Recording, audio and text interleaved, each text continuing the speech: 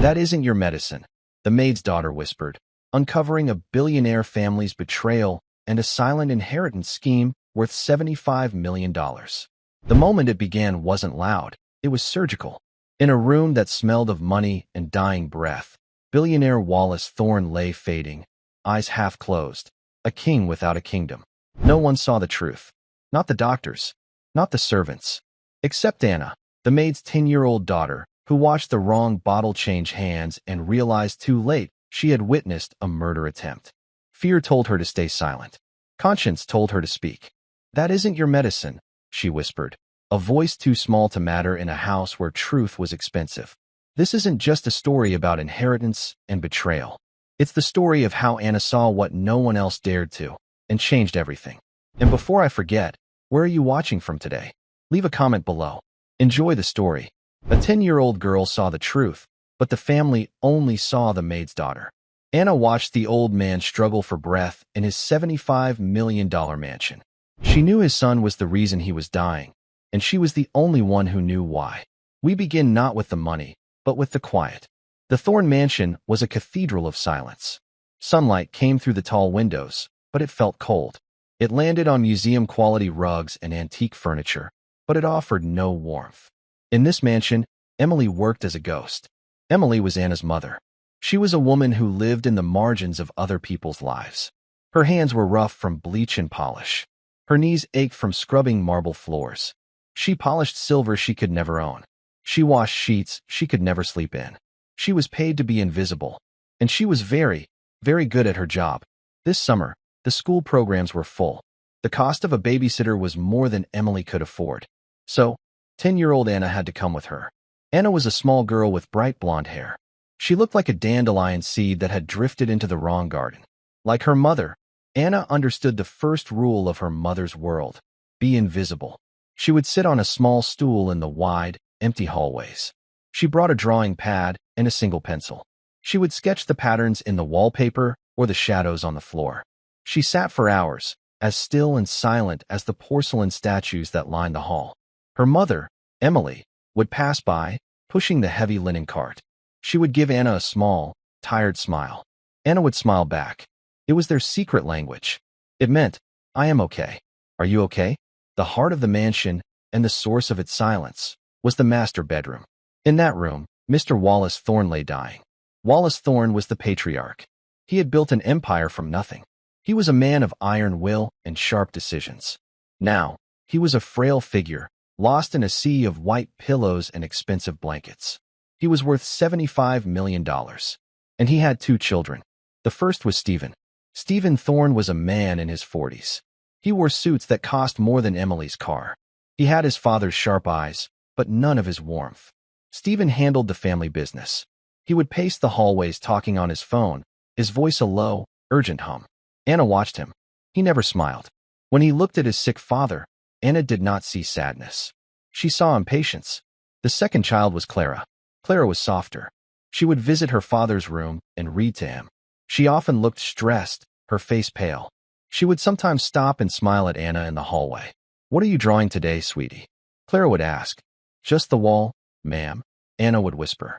Clara would sigh, touch Anna's blonde hair, and then continue on, her shoulders heavy. Anna watched them all. She was a quiet girl, but she was an observer. This was a skill she learned from her great-uncle Frank. Her mother's uncle, Frank, was a war veteran. He lived in a small apartment above a hardware store. He didn't talk much, but when he did, Anna listened. Last winter, he had taken Anna to the park. People always look, Anna, he told her, his voice rough like gravel. But they never see. They look at a man's mouth, but they should watch his hands. The hands tell the real story. He pointed. See that man on the bench? He's smiling. But look at his hands. He's tearing that newspaper to shreds. He's not happy. He's angry. Anna learned to watch. She watched her mother's hands twist her apron when the housekeeper was unkind. She watched the mailman's hands hurry when his bag was heavy. And in this house, she watched Stephen Thorne. She watched his hands. She saw how they gripped his phone. She saw how they drummed on the mahogany tables. She saw how they straightened his tie, quick and nervous, whenever he left his father's room. His hands were never calm. They were the hands of a man waiting for something. One Tuesday afternoon, The tension in the house grew. The air felt thick. Anna heard Stephen and Clara arguing. Their voices were muffled, coming from the library. The new will is a disgrace. Stephen's voice was sharp. He's not in his right mind. He is leaving half of it to charity. He is leaving my half to charity, Stephen. Clara's voice was weary. He is giving you the entire business. It is what he always wanted. It's not enough, Stephen hissed. That money should stay in the family. With me. I'm the one who kept this empire afloat while he got old and soft. He is our father, Clara said, her voice breaking. He's a fool, Stephen replied. The library door opened, and Stephen stormed out. He did not even see Anna sitting on her stool. Later that day, Emily was in the main kitchen, deep in the basement. Anna was alone on the second floor, near the master bedroom. The house was quiet. Anna was drawing the heavy curtains by the window. Her pencil rolled from her lap. It bounced on the thick carpet and rolled under the edge of a large, dark cabinet that stood against the wall. Anna got on her hands and knees. She crawled into the dark space behind the cabinet to get her pencil. It was dusty. She found her pencil, and just as she was about to back out, she heard the heavy door of the master bedroom open. She froze. She knew she was not supposed to be this close. She heard footsteps. It was Stephen Thorne. Anna stayed perfectly still in the shadows. She could see the edge of the large bed from her hiding spot. Stephen walked to the nightstand. A tray with medicine bottles was waiting there. A nurse always prepared it. Stephen looked at the tray. He looked back at the closed door. He was alone. Or so he thought. Anna watched. She held her breath. Stephen's hands moved. He picked up a small, brown bottle. This was the heart medicine.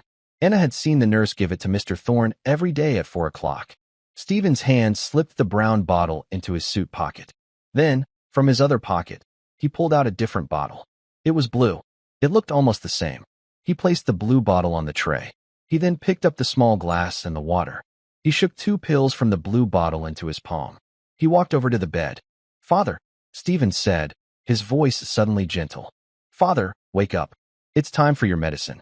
Mr. Thorne groaned. His eyes opened slowly. "Stephen, I'm so tired." The old man's voice was a whisper. "I know, Father. This will make you feel stronger," Stephen said. Anna watched him lift his father's head. She watched him place the wrong pills into the old man's mouth. She watched him hold the glass of water. Mr. Thorne swallowed. He coughed. Then he settled back into the pillows. "You're a good son, Stephen," the old man murmured, his eyes already closing. Stephen stood there for a long moment. His face was blank. He put the glass down. He left the wrong bottle, the blue one, on the nightstand. Then he turned and walked out of the room, closing the door with a soft click. Anna's heart was beating so hard she thought it would burst. Her great-uncle Frank's words came back to her. Watch their hands. The hands tell the real story. She waited 1 minute. 2 minutes. She crawled out from behind the cabinet. She was shaking. She stood up and looked at the huge bed. Mr. Thorne was breathing, but it was shallow. He looked paler than before. Anna knew she should leave. She should go back to her stool. She should be invisible. But she looked at the old, sick man. He looked like her great-uncle Frank when he was asleep. She took 1 step toward the bed, then another. She stood by the nightstand. She looked at the blue bottle. She looked at the old man. He was slipping into a heavy, unnatural sleep. Anna leaned in close, her blonde hair brushing the silk pillowcase. She whispered, so quietly it was almost just air, "That isn't your medicine." Mr. Thorne did not stir. His breathing was a faint, shallow rustle. Fear, cold and sharp, shot through Anna. She was not supposed to be here. She was not supposed to have seen. She backed away from the bed. 1 step, 2 steps. Her eyes were fixed on the blue bottle on the nightstand. It looked like a small, dark piece of poison. She turned and ran. Her feet were silent on the thick wool carpet. She ran down the grand staircase, her hand gliding over the polished wood rail. She didn't stop until she reached the basement kitchen. This room was different from the rest of the house. It was warm. It smelled of bleach, but also of the soup Emily was simmering for the staff. Emily was standing at a large steel sink, washing a pot. "Mama," Anna said. Her voice was a small gasp. Emily turned, wiping her hands on her apron. Her face was tired, but it softened when she saw her daughter. "What is it, sweetie? You look like you've seen a ghost." I think Mr. Stephen is hurting his father." Emily's small smile vanished. She dried her hands completely and knelt, so her eyes were level with Anna's. This was serious. What do you mean, Anna? Don't say things like that. That's a terrible thing to say. I saw him, Anna insisted. Her words tumbled out, fast and jumbled. I was hiding, behind the cabinet. He came in. He had a different bottle. A blue one. He put the brown bottle in his pocket and gave Mr. Thorne the blue one. He changed the medicine. Emily listened. Her expression was hard to read. It was a mix of fear and disbelief. Anna, are you sure? Yes, Mama. The nurse always gives the brown one. He used a blue one. And Mr. Thorne, he looked sicker. Emily stood up. She looked around the kitchen, even though they were alone. She was checking for other ghosts, other maids, other listeners. Anna, you must be mistaken, Emily said, but her voice was low. Mr. Stephen is his son. He loves his father. He didn't look like he loved him, Anna said. He looked blank. And I heard him arguing with Miss Clara. He was angry about the money. Emily's hand shot out and gripped Anna's shoulder. It wasn't rough, but it was firm. You will not say that word again, Emily whispered. You will not talk about the money. You will not talk about the medicine. You were not there. You did not see anything. Do you understand me? But Mama, he's sick. I understand, Emily said, her voice sharp. What I understand is that my job pays for our apartment. It pays for your food. It pays for your shoes. And I keep that job by not seeing. Tears welled in Anna's eyes. It was the wrong answer. It was the one answer she didn't expect. You are a child, Emily said, her voice softening now. She pulled Anna into a hug. The apron smelled like soap. You don't understand these things. These are adult things.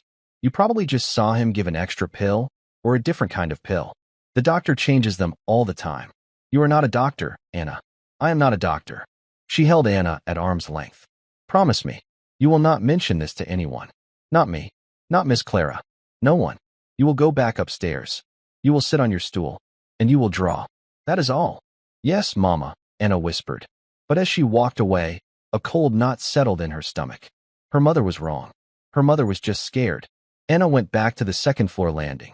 She sat on her stool. She picked up her pencil. She tried to draw the pattern on the rug, but all she could draw was a small, blue bottle. For the next 2 days, the house changed. The silence was heavier. Mr. Thorne was no longer just sick. He was fading. The family doctor, a man named Dr. Miles, came and went. He was a small man with a neat mustache. He always looked hurried. Anna watched him leave the master bedroom, followed by Stephen. It's just the progression of the illness, Dr. Miles said, snapping his bag shut. At his age, it can be very rapid. We are doing all we can to make him comfortable. I understand, Doctor, Stephen said. His face was a perfect mask of sad concern. Thank you for coming so quickly. Clara stood nearby, twisting a handkerchief in her hands. But he was better last week. He was sitting up. He was talking. Clara, please, Stephen said, putting a hand on her arm. The doctor has explained it. We knew this was coming. It just seems so fast, she whispered. Her eyes were red. Dr. Miles nodded. It often does. I've adjusted his pain management. That should help him rest. Anna watched from her stool. She watched the doctor. She watched Stephen. Her great-uncle Frank had told her something else. When a man is lying, he'd said, he tries too hard. He'll give you too many details. Or he won't look at you. But a real liar, a good one, he looks right at you. He believes his own lie. That's the one you watch out for. Stephen looked right at his sister. He looked right at the doctor. He looked right at the nurse. He was a good liar. Anna knew she was the only one who had seen the truth. Her mother had chosen to be blind. The doctors were not looking. And Clara was too full of grief to see. It was just Anna, a 10-year-old girl with a pencil. She felt a new feeling. It wasn't just fear. It was anger. It was a cold, hard anger that she had never felt before. They were letting this happen. That evening, the nurse, a kind woman named Mrs. Boyd, was changing Mr. Thorne's linens. Anna saw her come out of the room, pushing a cart. The cart held a small, clear plastic bag. In the bag were empty medicine cups, tissues, and other trash. And a small, blue bottle. It was empty. Mrs. Boyd pushed the cart toward the service elevator. She was called away by the housekeeper for a moment. She left the cart in the hallway. Anna's heart hammered. This was her chance. She looked down the hall. No one. The housekeeper was talking to Mrs. Boyd by the stairs. Anna slipped off her stool. She moved quickly. She reached the cart. Her hands were shaking. She put her hand into the plastic trash bag. She grabbed the small blue bottle. It was light. She shoved it deep into the pocket of her dress. Anna? What are you doing? Anna spun around. It was Clara. Her eyes were puffy from crying. Anna froze. She felt the shape of the bottle in her pocket. I was just looking at the cart, ma'am, Anna said. Clara looked at her, confused. You shouldn't be touching the medical supplies, honey. It's not safe. I'm sorry, Anna whispered. She backed away toward her stool. Clara sighed, not angry, just tired. She put a hand to her head. It's all right. Just stay on your stool. It's better if you stay clear. Clara walked away toward her own room. Anna sat down. Her legs felt like water. She did not move for an hour. She clutched the bottle in her pocket. She had done it. She had the proof. But then a new, terrible thought hit her. What did she have, really? It was an empty bottle. What did it prove? Stephen would just say the doctor ordered it. He would say it was a new medicine. He would say Anna stole it. He would say she was a thief. And her mother would be fired. They would be thrown out. They would have no home. Anna felt the cold, hard plastic. It was not proof. It was a trap. She felt a wave of despair. She was just a little girl. She couldn't stop a man like Stephen Thorne. She sat there, holding the bottle, as the sun went down. The house grew dark. The silence in the mansion was no longer peaceful. It was the silence of a grave. That evening, Anna sat in the back of the city bus. The empty blue bottle was a heavy, guilty weight in her pocket. She and her mother sat side by side, but they were miles apart. The rattle of the bus engine filled the silence between them. Emily's shift had ended. She had found Anna, not on the stool, but standing by the window, staring at the long shadows on the lawn. Anna, it's time to go, her mother said. Her voice was strained. Anna just nodded. As they walked down the long gravel path to the main gate, Emily stopped. She pulled Anna behind a large, dark hedge, out of sight of the main house. What is in your pocket? Emily asked. Her voice was a low hiss. Anna looked at the ground. Show me. Now. Slowly, Anna pulled out the small blue bottle. Emily's face went white. It was a kind of fear Anna had never seen before. It was not the fear of a spider or a dark room. It was the fear of true, life-altering ruin. You stole this, Emily whispered. She grabbed the bottle. From the medical trash. Anna, do you know what this is? This is jail. For you. For me. They will say we are thieves. They will say we are trying to harm them. They will fire me. But Mama, I don't care. Emily's voice was fierce, but her eyes were terrified. I told you. This is not our world. This is not our fight. These people, they are sharks. And we are just small fish in their pond. They will eat us, and they will not even notice. He's killing him. Anna cried, the words finally bursting out. And we will be on the street. Emily countered. Is that what you want? You want us to have no home? Because I will be fired. Right now? And no one will ever hire a maid who steals from the trash, who makes up stories about her employer. She crouched down, gripping Anna's arms. This is not a game. This is our life. You must let it go. You must forget everything you saw. Emily's face crumpled. Please, Anna. I am begging you. I cannot lose this job. I cannot lose you. Anna looked at her mother. She saw a woman who was not weak, but who was trapped. A woman who had been fighting for so long. She only knew how to survive. Anna nodded. The anger inside her turned into a cold, hard stone of sadness. Okay, Mama. Emily's shoulders slumped in relief. She stood up. She quickly wrapped the blue bottle in a napkin from her lunch bag and shoved it deep into her own purse. I will throw this in a dumpster in the city, she said. Far away from here. And we will never, ever speak of it again. The bus ride continued in silence. Anna watched the city lights pass by. Her proof was gone. Her mother would not help her. Mr. Thorne was going to die, and Stephen would win. She felt a wave of total despair. She was just a little girl. She couldn't stop it. Then, she thought of her great-uncle Frank. She remembered visiting him after he had a fall. He was in his small apartment, his arm in a sling. They said I was stuck, he told her, nodding at the cast. Doctor said, Frank, you can't fight with one arm. I told him, son, if you're outmatched, you don't fight their fight. You change the battlefield. Anna sat up a little straighter on the bus seat. Her mother was right. She couldn't fight Stephen. The bottle was his fight. He had more bottles. He had the doctor. He had all the money. She needed to change the battlefield. What did that mean? She couldn't prove what Stephen was doing. But what if she didn't have to? What if she just had to stop it? The thought hit her like a small shock. The blue bottle was the poison. The brown bottle was the medicine. Stephen had taken the brown bottle. He must have it. He wouldn't throw it away. He would need to put it back after Mr. Thorne was gone. To hide what he had done, Anna had a new plan. She was not going to prove anything. She was going to find the real medicine. The next morning, the atmosphere in the Thorne mansion was not just quiet. It was heavy. A man in a black suit with a white collar, a priest, was leaving as Anna and her mother arrived. Anna's stomach tightened. They walked into the main hall, and they saw Clara. She was not just stressed. She was weeping. She was standing by the large staircase, and Stephen was with her. He had his arm around her shoulders in a show of comfort. "He's not responding, Stephen," Clara sobbed. "He just sleeps.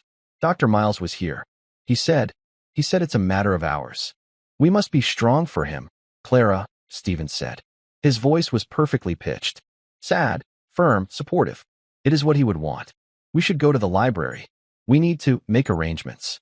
Clara nodded, wiping her eyes. "You're right. I can't believe it." They walked past Anna. Stephen didn't even glance at her. He was too busy playing the part of the grieving son. Anna watched them go into the library. The door closed. The ticking clock in her head was now deafening. Hours. She looked at her mother. Emily was already in the dining room, her back to Anna, silently polishing the silver. This was her chance. Anna knew where Stephen's private study was. It was on the same floor, just down the hall from the master bedroom. She slipped off her stool. Her heart was beating a fast, sick rhythm. This was not like hiding. This was not like taking trash. This was entering his private room. Her mother's voice was in her head. "Don't get involved. They will destroy us." Her great-uncle's voice was louder. "You see the truth. You have to act." She walked down the hall. The house was empty. The nurse was with Mr. Thorne. Her mother was downstairs. Stephen and Clara were in the library. She reached the study. The door was a heavy, dark wood. She put her small hand on the brass knob. She turned it. It was unlocked. She pushed it open. It swung inward with a soft whoosh. She slipped inside and closed it behind her, leaving it open just a crack. The room was dark. The curtains were drawn. It smelled of old books, leather, and the faint, sweet smell of cigars. A huge desk stood in the middle. Bookshelves lined the walls. Anna looked around, her eyes wide with panic. Where would he hide it? Her uncle's voice came back to her. "People are lazy. Even rich people. They hide things where it's easy. Close to them." She ran to the desk. She tried the top drawer. Locked.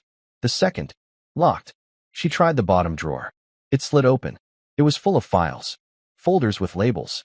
She pawed through them. Finances. Contracts. Nothing. She looked around the room. A small, dark wood cart stood in the corner. It held glass bottles of liquor and an ice bucket. On the cart was a polished wooden box. A cigar box. It was the only other thing in the room. She ran to it. She put her fingers on the lid. She tried to lift it. Locked. Of course, it was locked. A sound in the hallway. Footsteps. Anna gasped. She dove behind the long, heavy velvet curtains that covered the window. She pressed her back against the cold glass. She held her breath. The study door opened fully. It was Stephen. He walked into the room. He seemed upset. He was pacing. He went to his desk and picked up the phone. He pressed a button. Yes. Yes. Put him through. Now. Anna watched from the tiny gap in the curtains. "Dr. Miles?" Stephen said. "It's Stephen Thorne." "Yes. I wanted to thank you for your discretion." There was a pause. Anna's blood turned to ice. "Yes, it's progressing just as we discussed," Stephen continued. "No, my sister suspects nothing. She's too emotional to see clearly. It's a kindness, really. Prolonging this is just cruel." Anna's hands flew to her mouth. "Just as we discussed. The doctor was helping him." "Yes," Stephen said, his voice cold. "The bonus we discussed will be in your account by morning. Thank you for your professionalism." He hung up the phone. He stood there for a moment. Then he walked to the bar cart. Anna watched, her heart about to explode. He took a small, silver key from his vest pocket. He inserted it into the lock on the cigar box. He opened the lid. Inside, nestled next to a row of dark cigars, was the small, brown bottle. The real medicine. He picked it up. He looked at it. A small, thin smile crossed his face. A smile of pure, cold victory. He put the bottle back in the box. He closed the lid. He locked it. He put the key back in his pocket. He turned and left the study, closing the door behind him. Anna stayed behind the curtain for a full minute. shaking so hard her teeth chattered. She knew everything. The doctor was paid. The medicine was locked away. The key was in Stephen's pocket. It was impossible.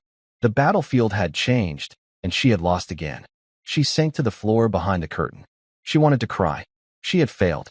Mr. Thorne was going to die, and the man killing him was going to get everything. She sat there for a long time. Then, she heard footsteps again. Soft. Hesitant. The study door opened a crack. "Anna?" a voice whispered. Anna peeked out. It was Clara. Her face was white. "Anna?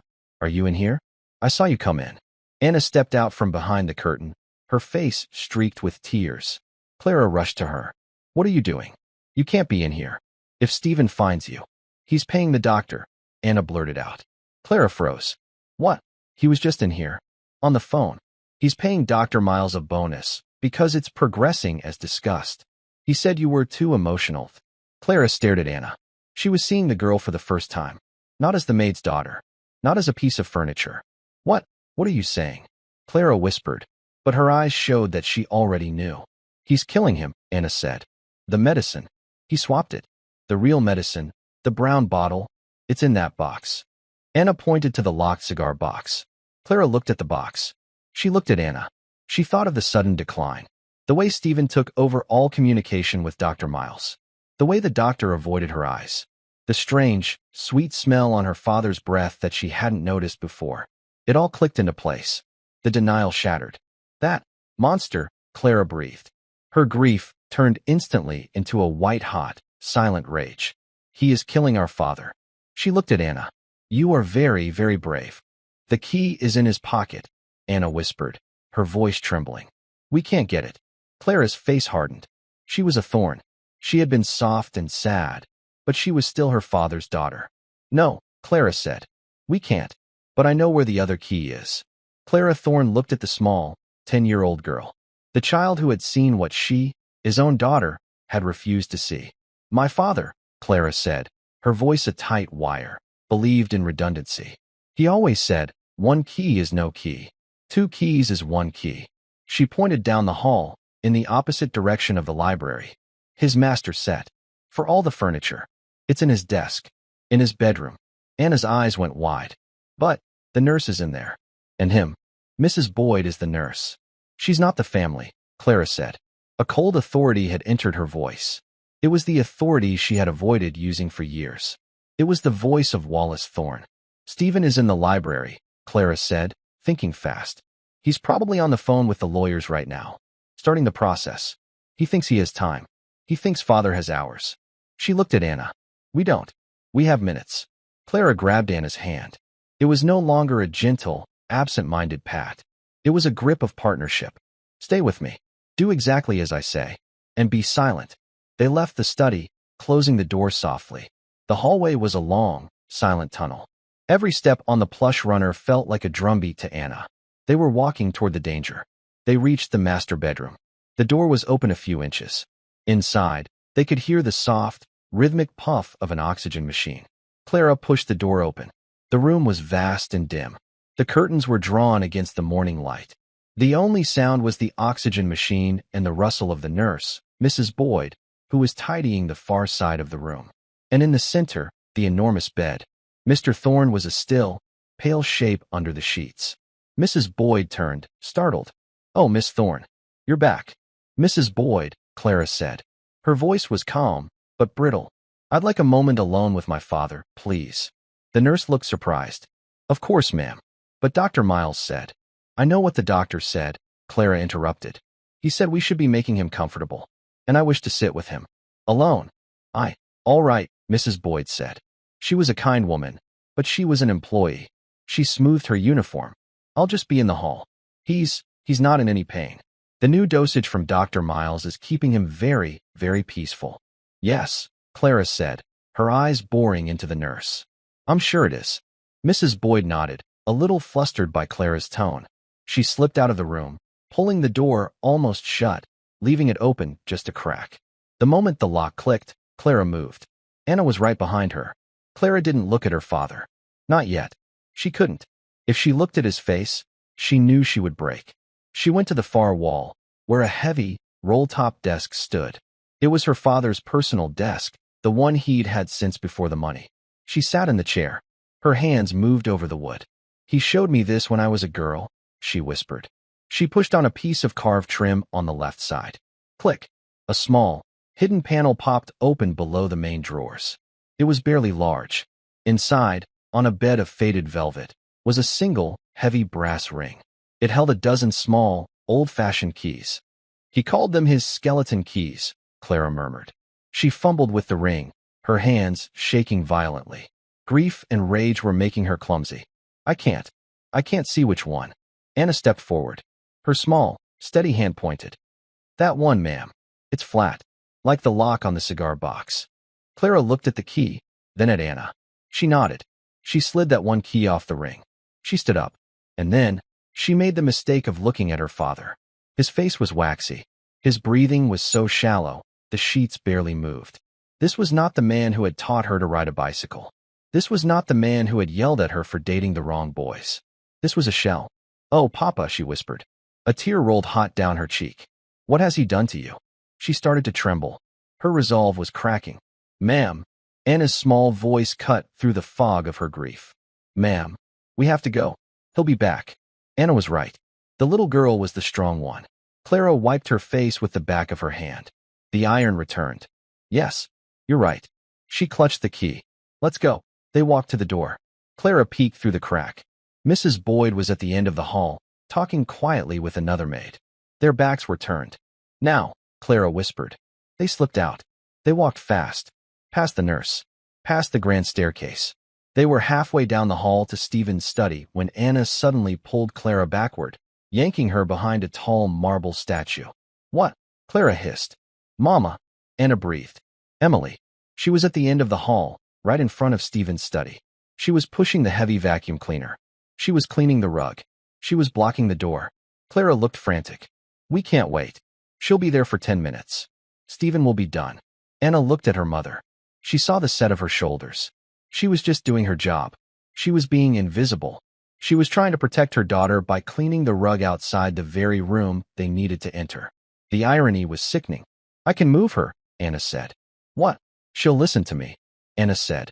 She's my mother. But she'll see us. She'll know. She won't, Anna said. You stay here. Wait for me.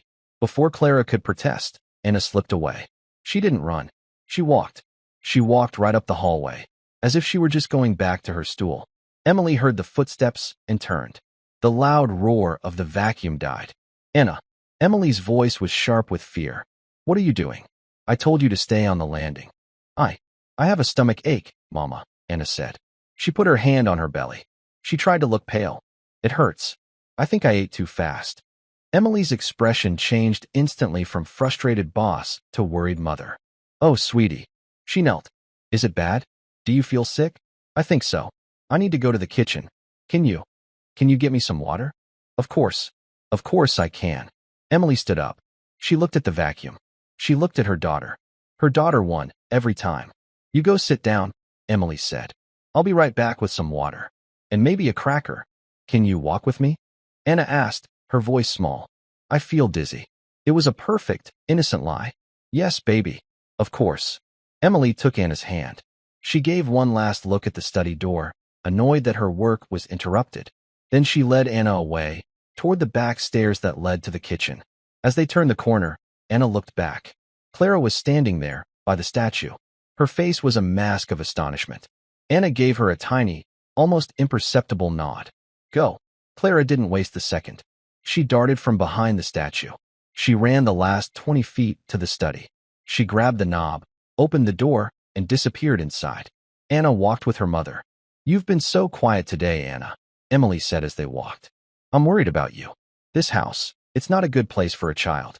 I'm okay, Mama. We'll be home soon. Just stay out of sight, okay? Stay away from these people. I will, Anna said. She had just lied to her mother's face. She had just manipulated her. A cold feeling settled in her.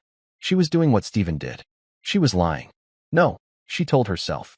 Her great-uncle's voice again. A lie to save a life is not a sin. It's a tool. As soon as they were on the stairs, Emily said, Wait here. I'll be faster alone. The moment her mother was gone, Anna turned and ran. Back up the stairs. Back down the hall. She reached the study and slipped inside. Clara was kneeling by the bar cart. The cigar box was on the floor. It worked, Clara breathed. The key worked. The lid was open. And there it was. The small, brown bottle. Heartguard. The label read, Wallace Thorn. Take one as needed for chest pain. Anna looked at it. Then she looked at the empty spot next to the cigars, where the bottle had rested. Something was wrong. What is it? Clara asked, seeing Anna's face. Wait, Anna whispered. She knelt. She looked inside the cigar box. The velvet lining looked empty. But Anna, the girl who sketched shadows, noticed things. There was a slight indentation in the velvet, right next to where the brown bottle had been. It was the size of another bottle.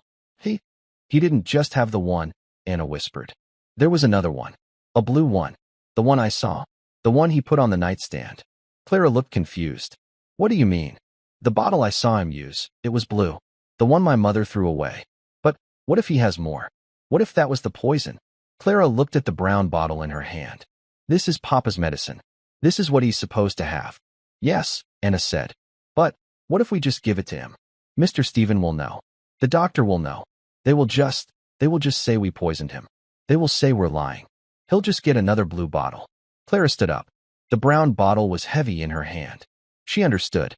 This was not a simple swap. This was not a rescue. This was a war. And Stephen had a willing accomplice in Dr. Miles. You're right, Clara said, her voice hollow. If we give him this, Stephen will just say I'm the one who's unstable. He's been telling people I'm too emotional. He's been setting this up. She looked at the brown bottle. We can't give it to him. Not yet. So what do we do? Anna asked. She felt the hope draining away. Clara Thorne looked at the door. Her mind was working, clicking into place. She was no longer just the sad, soft daughter. She was a general. He thinks he is ours. He thinks father is dying naturally, Clara said. He's in the library, making arrangements. He's confident. We need to change that, Clara said. How? Clara smiled. It was a cold, sharp smile. It was the smile of Wallace Thorne closing a deal. We don't swap the medicine. We take it. We take the proof. She closed the cigar box. She locked it. But, your father, Anna said. He'll die. He's dying anyway, Clara said, the words like glass. Stephen is killing him. But if we do this right, we can save him and destroy Stephen at the same time. She grabbed Anna's hand. We're not going to hide. We're not going to sneak. We're going to change the battlefield. She put the brown bottle in her own pocket. She put the skeleton key in the other. Come on, she said. Where are we going? To the library, Clara said. We're going to interrupt Mr. Thorne's very important meeting. The library was at the end of the main hall. It was the only room Anna had never been near. The door was 20 feet tall, made of dark, heavy oak. It was a door built to keep secrets. Clara did not knock. She gripped the brass handle, turned it, and pushed. The door swung open with a heavy, expensive sigh. The room was enormous. Thousands of books lined the walls from floor to ceiling. In the center, at a desk as large as a car, sat Stephen Thorne. He was not alone. A man in a perfectly tailored gray suit sat across from him. He had a thin leather briefcase open on the desk.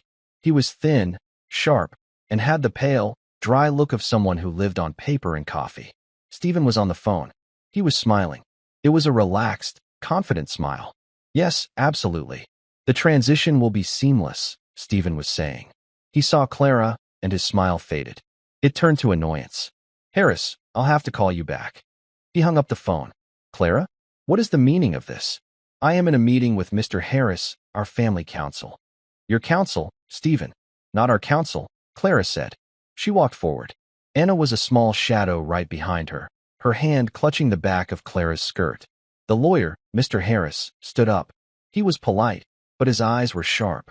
He was an observer, just like Anna. Miss Thorne, the lawyer said, my deepest condolences. Stephen was just updating me on your father's condition. He was he? Clara said. She stopped at the edge of the desk. She looked at her brother. The soft, sad woman was gone. A stranger was looking at him. Clara, you are not well, Stephen said, his voice lowering into a tone of false sympathy. This is all a shock. And you've brought a child? This is highly inappropriate. Take her and go lie down. We can talk later. We'll talk now, Clara said. She took the small, brown bottle from her pocket. She placed it on the desk, on top of a stack of legal papers. It landed with a quiet thud. Stephen Thorne stared at it. Anna watched his face. She saw it all. First, confusion. His eyes flickered. He did not understand. Second, a flash of pure, cold panic. He thought, the box. How did she get in the box?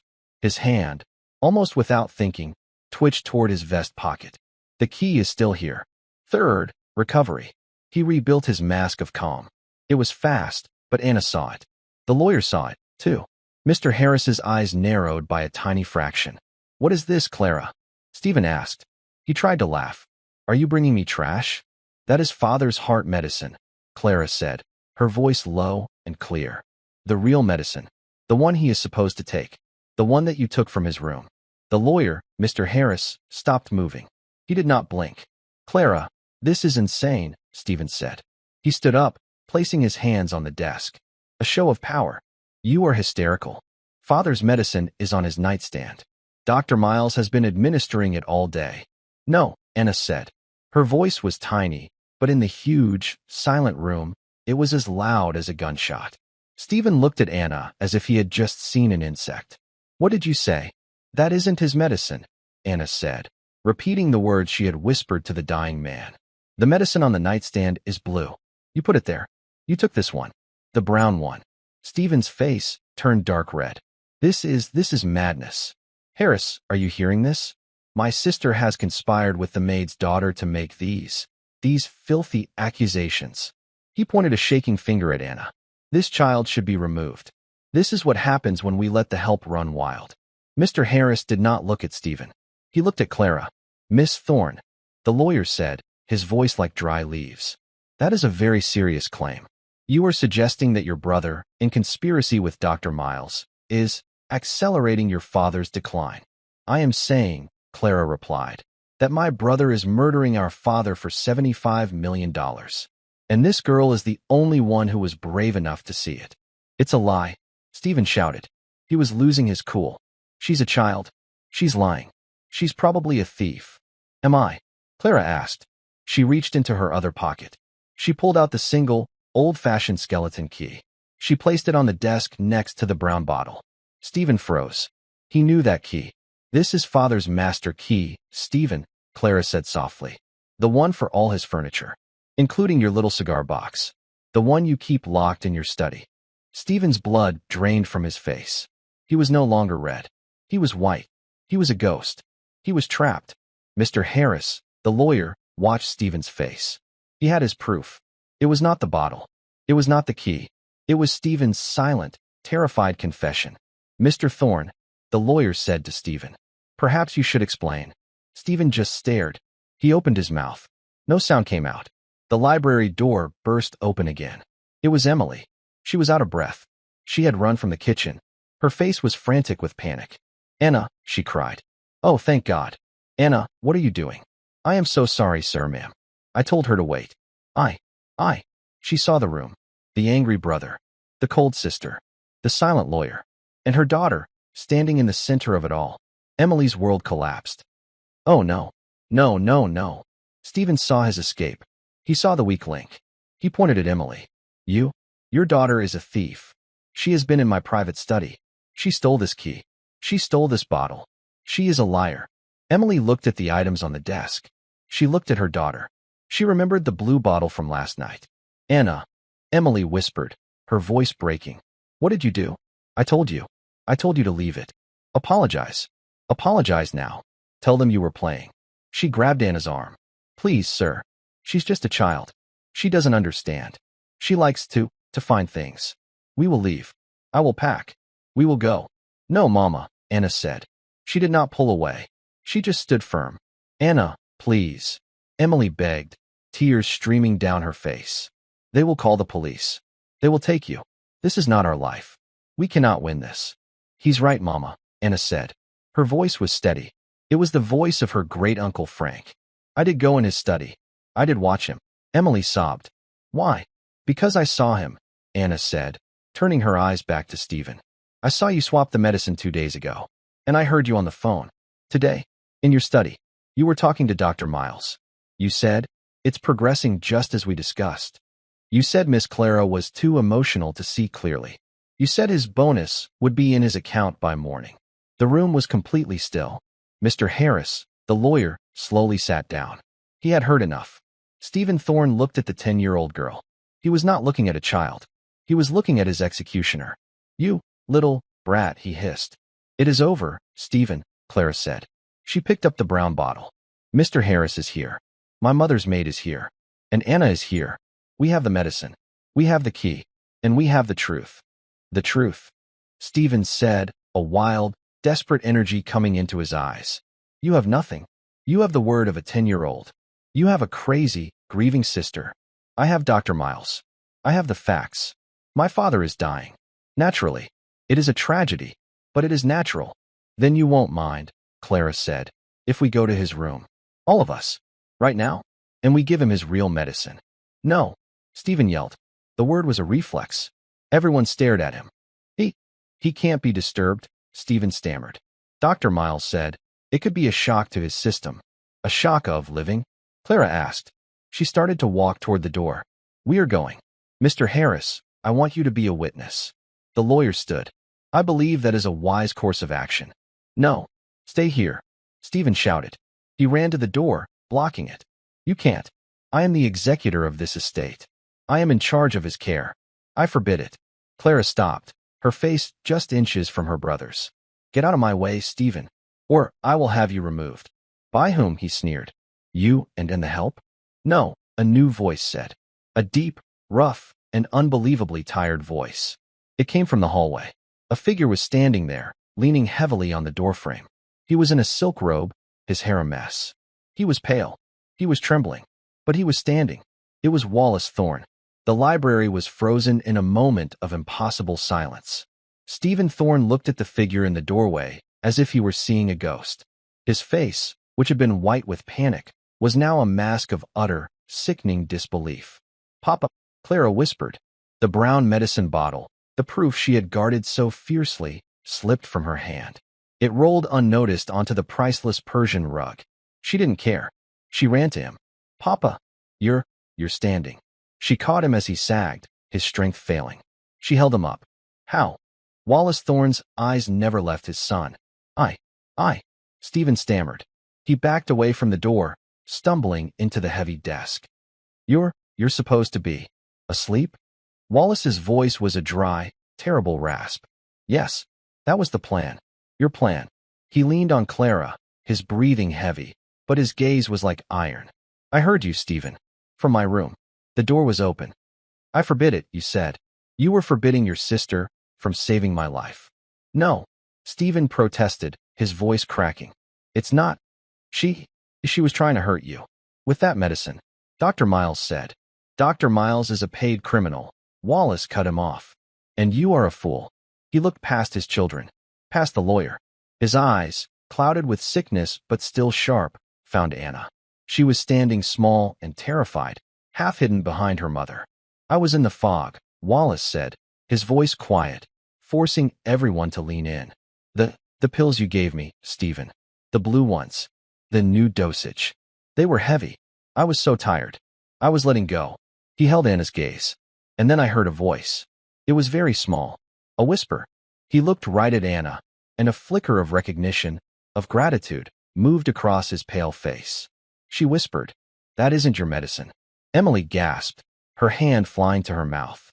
She finally, truly, understood. That little voice, Wallace continued. It was the truth. It was a single, tiny light in the dark. And I knew I wasn't just dying. I was being murdered. By my own son. He had fought the fog. He had pretended to be deeper in sleep than he was. He had heard the argument in the hall. He had heard Clara and Anna leave the study. He had used every last shred of his legendary will to pull himself from the bed and follow the sound. He had arrived just in time to hear his son's final act of betrayal. You wanted the money, Stephen, Wallace said. There was no rage in his voice. Only a vast, cold, empty finality. You wanted it so badly, you couldn't even wait. You couldn't wait for the man who gave you everything. It was a business decision. Stephen suddenly screamed, his composure shattering. You were giving it all away. To charity. You were destroying our legacy. It was my legacy, Wallace stated. It was my money. He turned his head toward the lawyer, who was watching with grim, professional stillness. Mr. Harris, Wallace ordered. You are a witness to all of this. Call the police. I want my son arrested and charged with attempted murder. And I want Dr. Miles's license, his career, and his freedom. See to it personally. Yes, Mr. Thorne, Mr. Harris said. He did not look at Stephen. He pulled out his phone and walked to the far side of the library. Stephen Thorne did not shout. He did not run. He just collapsed. He fell backward into his large leather chair. All the power, the arrogance, the cold confidence, it was gone. He was nothing but an empty suit. He covered his face with his hands. Clara was weeping, her head on her father's shoulder. I'm so sorry, Papa. I was here. I didn't see it. It's all right, child, he murmured, patting her hair. You saw it when it mattered. His gaze then moved to the other mother and daughter. Emily, he said. Emily flinched, terrified. Sir, I am so sorry. I will pack our things. We will go. You will stay, Wallace commanded, his voice gaining a fraction of its old strength. You will be my personal housekeeper. You will run this entire house. From now on, you will answer only to me and my daughter. You will be paid what you are truly worth. Emily looked at him, stunned into silence. Finally, Wallace Thorne looked at Anna. The old billionaire, the patriarch of a $75 million empire, and the 10-year-old maid's daughter. The most powerful man in the room, and the girl who had been invisible. And you, he said. His voice softened. What is your name? Anna, sir, she whispered. Anna, he nodded, as if committing it to memory. You have brave eyes. You don't just look at the world. You see it. You saved my life. He looked at the desk, at the stacks of papers Mr. Harris had been preparing, the papers that would have given Stephen everything.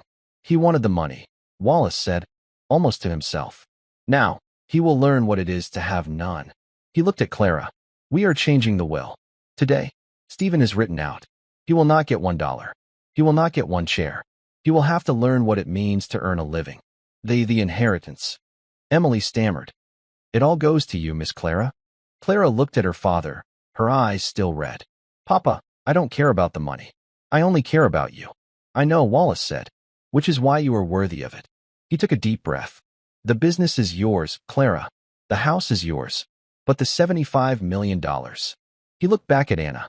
The $75 million is going into a new foundation. It will be for the education of children who have no one to speak for them. Children who are taught to be invisible. He smiled, a true, warm smile. We will call it the Anna Foundation. And when you are old enough, Anna, you will have a permanent seat on the board. For a moment, no one spoke. Stephen sobbed quietly into his hands, a broken man. Emily was crying, but for the first time in her life, her tears were not from fear or exhaustion. They were tears of relief. Clara was holding her father, a new, strong light in her eyes. And Anna just stood there. She had come to the mansion as a ghost, a small dandelion seed in the wrong garden. She had been told to be invisible, but she had chosen to see. And that's where our chapter closes tonight. I hope this little detour gave you a moment to breathe, to wander away from the everyday. I'm curious where you're tuning in from. Maybe you're relaxing with a warm drink, on a quiet porch somewhere, or winding down after a long day. Tell me in the comments. I always check them. If you'd like to journey through more stories together, tapping like and subscribe truly helps us keep going. We're constantly working to make each tale better than the last, so your feedback is always welcome. Thanks for sharing a piece of your time with me. Until the next story.